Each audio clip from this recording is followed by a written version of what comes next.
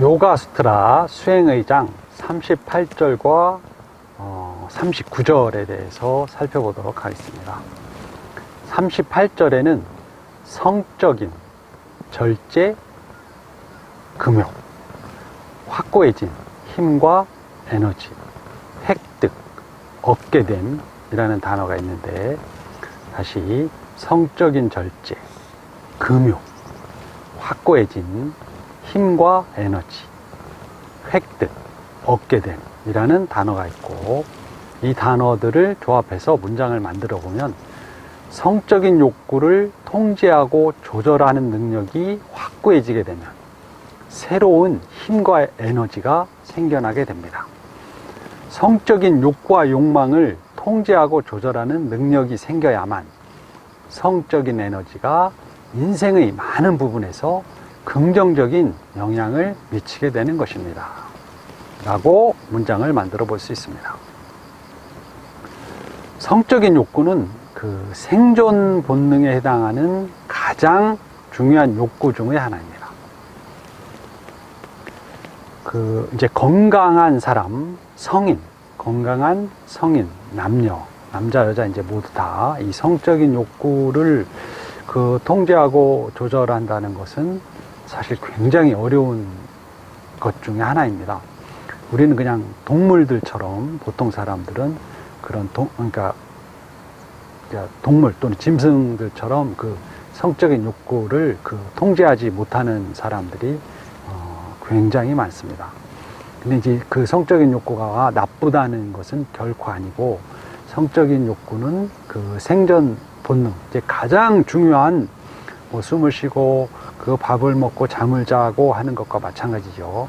자기 자신이 그 개체적인 생존을 넘어서 후손을 그러니까 대를 이어갈 수 있는 그런 생존 본능에 해당하는 것이기 때문에 우리 인간에게는, 또 물론 다른 동물들도 마찬가지지만 가장 중요한 욕구 중의 하나이다. 성적인 욕구와 욕망이 있다는 것은 어떤 생명체에게도 당연한 것이고, 성적인 욕구와 욕망은 그 생명이 가진 생존 본능 그 자체라고 말할 수가 있습니다. 그렇기 때문에 어떤 사람이 성적 욕구와 욕망이 강하다는 것은 육체적으로나 정신적으로나 매우 건강한 사람이라는 것을 증명하는 것이다. 이제 성적 욕구가 강하다면 이제 보통 사람들은 좀 안 좋은 사람이라고 그렇게 표현을 하거나 그렇게 인식할 수도 있는데, 사실 그것은 아니다. 성적 욕구와 욕망을 통제하지 못하는 것이 잘못된 것이지, 성적 욕구와 욕망이 강하다는 것 자체는 육체적으로나 정신적으로나 매우 건강한 사람이라는 것이다. 이제 관찰의 능력이 향상된다. 그래서 관찰의 능력을 향상시키는 이유는 자기 자신에 대해서 잘 알려고 하는 것이다. 관찰의 능력이 향상되었다는 것은 자신에 대해서 잘 안다는 것이다. 자신에 대해서 잘 안다는 것은 성적인 욕구와 욕망에 대해서도 잘 안다는 것입니다. 여기에서 그 성적인 욕구와 욕망을 통제하고 조절한다는 것은 무조건적으로 성적인 욕구와 욕망이 외면되거나 왜곡되거나 억제되거나 숨겨져야 한다는 것은 결코 아닙니다. 그러나 또한 성적인 욕구와 욕망을 통제하고 조절한다는 것은 원초적이고 근원적인 성적인 에너지를 인간이 아닌 다른 동물들처럼 단순하고 무의식적이고 즉흥적으로 종족 본존의 행위에만 그치는 것이 아니다. 인간의 성적인 욕구와 욕망을 통제한다는 것, 그것은 종족 보존 이상의 어떤 초월적인 의미를 간직하고 있는 것이다. 그렇게 말씀을 드립니다. 인간에게는 이 성적인 에너지가 단순히 생명을 연장하는 것만이 아니고, 또 종족 보존의 이상, 의미가 있다라고 말할 수가 있습니다. 성적인 에너지는 그 생존 본능 중에서 가장 중요하고 강력한 힘의 원천이 될 수도 있다. 모든 일상생활에서 필요한 힘의 원천이 될 수도 있고, 자신과 인간이라는 생명에 대해서 좀 더 잘 알고 이해하는데 필요한 힘이 될 수도 있는 것이다. 그렇게 삶의 모든 부분에서 필요한 근원이자 원천적인 힘이 되는 성적인 에너지, 이 성적인 에너지는 자신과 인간에 대한 탐구와 이해로 이어져야 하고, 그것을 바탕으로서 인간에 대한 궁극적인 사랑으로 승화되어야만 하는 것이다. 그러니까 성적인 에너지가 잘못된 인식으로 인해서 억제되거나 외면당하거나 이렇게 억압 또 통제되는 것은, 그러니까 눌려지는 것, 압박, 어떤 정신적인 압박이죠. 그 성적인 에너지는 무조건 참아야 한다, 이런 뜻은 아니고, 그 성적인 에너지는 삶의 모든 부분에서, 그런 부분에서 그 인간을 이롭게 하는 자신과 다른 사람에 대한 긍정적인 사랑으로 승화되어야 한다, 그렇게 말씀을 드릴 수 있습니다. 성적인 욕구와 욕망이 통제되는 시기도 분명히 있습니다. 성적인 욕구와 욕망이 통제되는 그 어떤 시기, 어떤 한 개인으로서 성적인 욕구와 욕망이 통제되는 그 시기에는 자신에 대해서 탐구하고 인간에 대해서 잘 알기 위한 노력을 해야 하고, 성취를 위한, 그러니까 자아실현이라고 하는데, 그 자아실현, 또 자신이 원하는 삶을 살기 위한 성취를 위한 그 고행을 통해서, 그러니까 성적인 욕구가 통제되는 그런 시기에는 고행을 통해서 극기와 극복의 의미, 그러니까 인생의 진정한 의미라고 할 수 있는 그런 것, 그러니까 극기와 극복의 의미에 대해서 제대로 알아야만 한다라고 말씀을 드릴 수 있습니다. 또 성적인 에너지가 통제되는 시기에는 자신이 살아가는 인간사를 위해서 헌신도 해야 하고, 대자연의 이치를 깨닫고 순리의 순응도 해야 됩니다. 그러니까 성적인 에너지가 통제되는 시간에는 인간에 대한 공부를 해야 한다. 성적인 에너지가 강한 사람도 있고 약한 사람도 있고, 성적인 에너지가 강한 사람일수록 더욱더 자신이 속해서 살아가는 인간 사회에 헌신하고 자연 환경을 지키기 위해서 노력해야 되는 것입니다. 그것이 바로 진정한 성적인 욕구와 욕망을 통제하고 조절하는 것이고, 그럴 때만이 진정으로 아름답고 긍정적이고 새롭고 수준 높은 그 힘의 원천, 근원이자 원천으로 승화되는 것이다, 그렇게 말씀을 드립니다. 스스로 자기 자신의 존엄함, 존귀함을 깨달은 사람, 스스로 존엄성을 가진 고귀한 사람이라면, 그런 사람은 동물적인 본능보다는 수준 높은 의식을 지닌 인간, 그런 인간으로서 진정한 사랑과 헌신에 대해서 깨우쳐야 됩니다. 관찰 능력이 향상된 사람, 직관적 판단력이 향상된 사람은 때때로 성적인 욕구와 욕망의 해결보다는 명상의 기쁨도 있다는 걸 알고, 명상의 기쁨이 또 훨씬 더 크고 오래 지속될 수 있다는 것에 대해서도 알게 될 수도 있다, 이렇게 말씀을 드립니다. 자신과 인간에 대해서 무지하기 때문에 진정한 사랑을 깨우치지 못한 사람의 그 성적인 쾌락, 그러니까 어리석은 사람이죠. 어리석은 사람의 성적인 쾌락은 그 동물적인 수준, 1차원적인 그런 쾌락이죠. 동물적인 그런 수준에 머물기 때문에 매우 짧고 적고 단순하지만 인간에게만 존재하는 크고 위대한 지혜이고, 동시에 진정한 사랑이자 헌신적인 사랑에 대해서 깨우친 사람에게는 성적인 기쁨과 그의 그 성적인 기쁨과 동반된 황홀감, 그런 것들은 오히려 더 훨씬 더 오래도록 지속되고 그 절정이라고 하는 기쁨과 그 행복감을 느낄 수도 있는 것이다. 그러니까 어리석고 무지한 사람은 오히려 더 성적인 그 쾌락이나 행복감을 느낄 수 없다. 지혜로운 사람이 오히려 더, 그러니까 사랑에 대해서 깨우친 사람, 인간에 대한 그 헌신, 사랑, 그런 것들에 대해서 깨우친 사람이 성적인 기쁨과 그에 동반된 황홀감 같은 것이 더 크고 오래 지속될 수가 있다. 절정의 기쁨과 행복감을 느낄 수 있다. 그렇게 말씀을 드릴 수 있습니다. 관찰의 능력이 향상되어서 스스로 존엄하고 고귀한 사람이 되고, 그에 따라서 의식 수준이 높아진 사람, 그러니까 수준 높은 의식을 지닌 사람, 그런 사람은 진정한 사랑과 헌신에 대해서 잘 알고 있는 사람입니다. 그런 사람은 성적인 욕구와 욕망에 따르는 기쁨과 쾌락과 그에 동반된 황홀감이 더없이 크고 만족스럽다는 것을 알게 될 것입니다. 이제 그 성적인 절제? 그런 거에 대해서 제가 이제 말씀을 많이 좀 드렸는데, 39절에 대해서 한번, 39절을 또 살펴보도록 하겠습니다.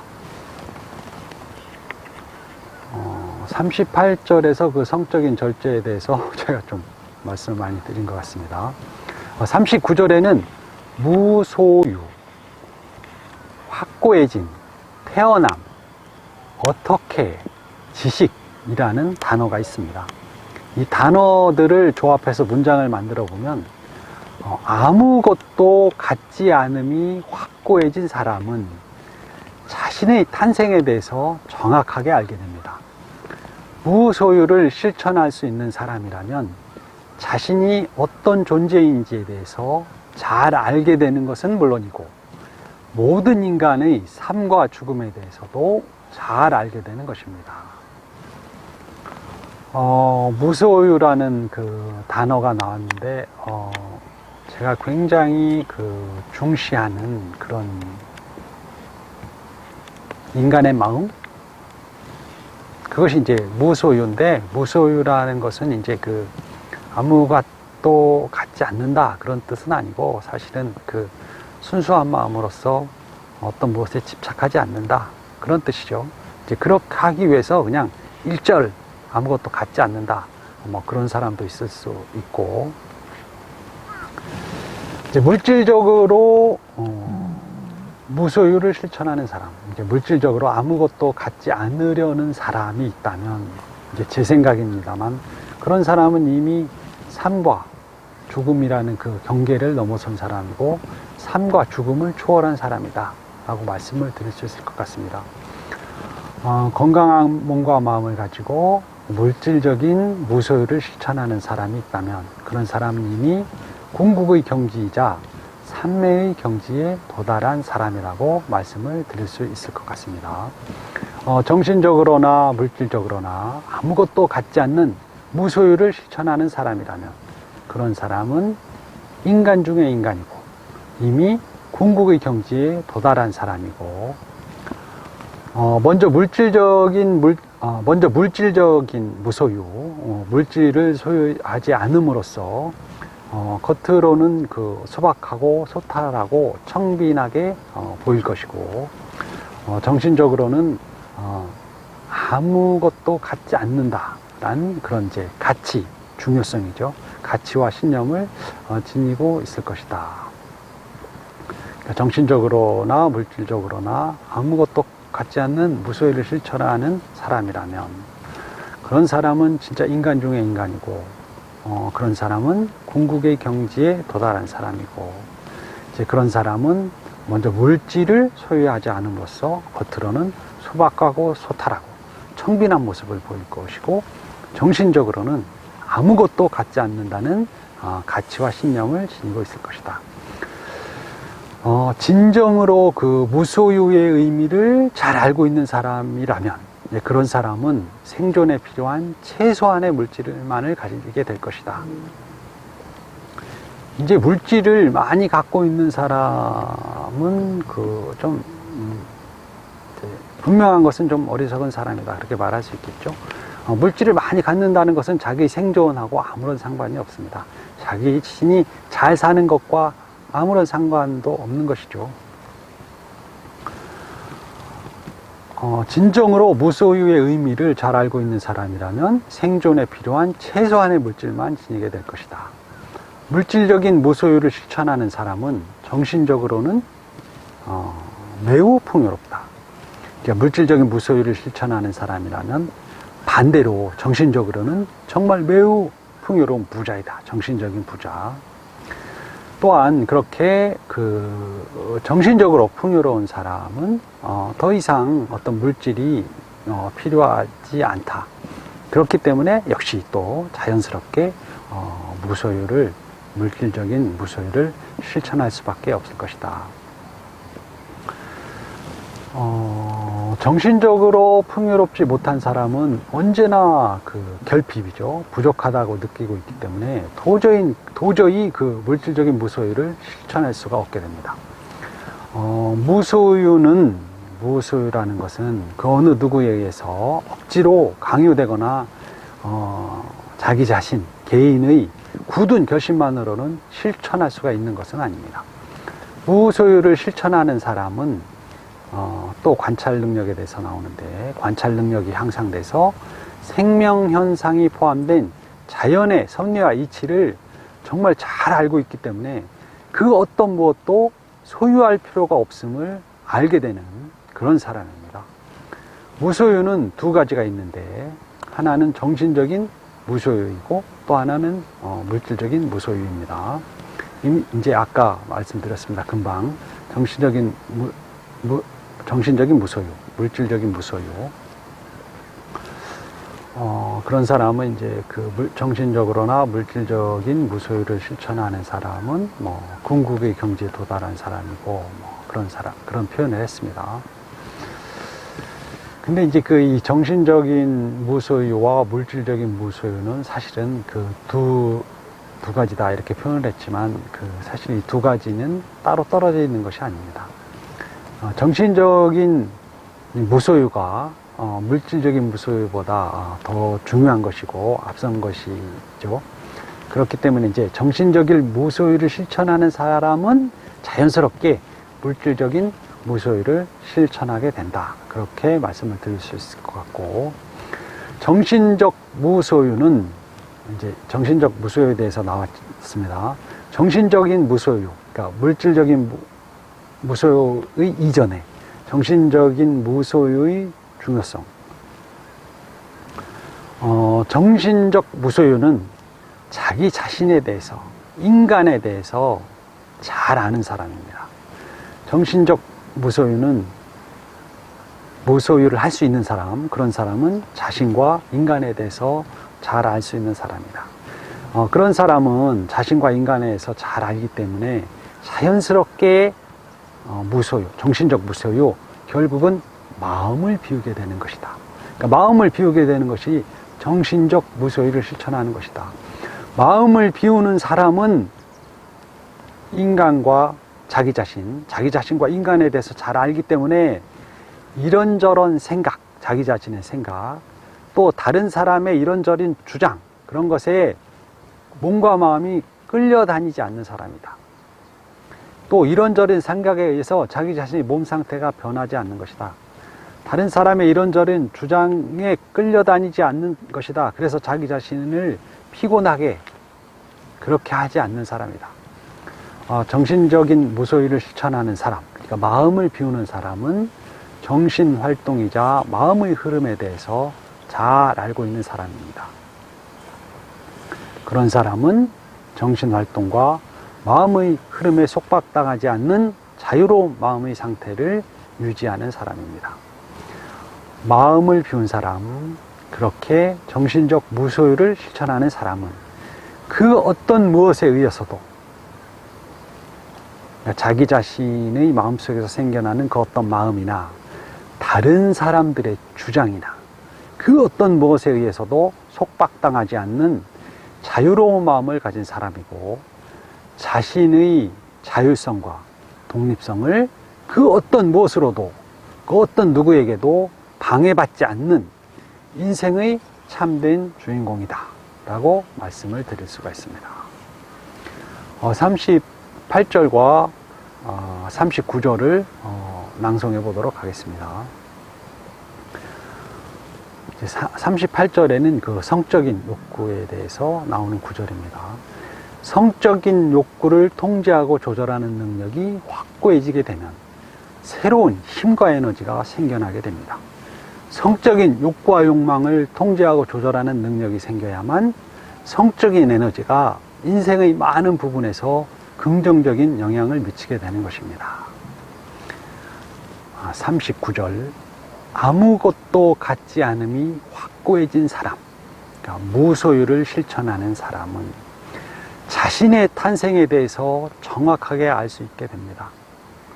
무소유를 실천할 수 있는 사람이라면 자신이 어떤 존재인지에 대해서 잘 알게 되는 것은 물론이고, 모든 인간의 삶과 죽음에 대해서도 잘 알게 되는 것입니다.